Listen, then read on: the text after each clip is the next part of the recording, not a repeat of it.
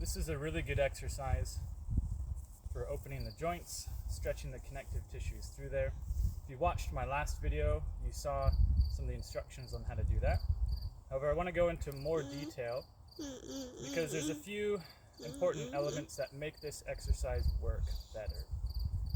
You might have already tried the last one and found that 5 or 10 minutes can be a lot for this exercise. If you do that every day, you will definitely open up your joints and your connective tissues will start to be able to expand and extend. You'll find the connection builds great strength. However, to make this exercise really work, we need to be able to release the upper body down into the lower torso, the lower dantian region.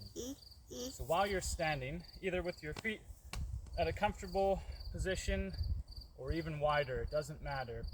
We need to be able to sink and relax the upper body so that it starts to lower and be supported by the lower torso.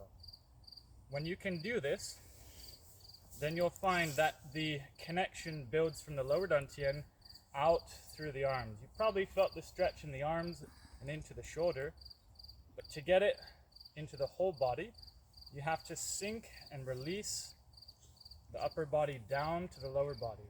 Work on that, and you'll find that your arms get supported from here, from the core.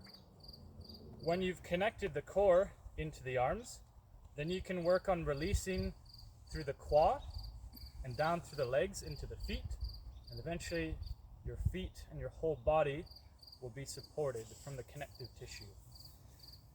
Have fun with that. Happy standing.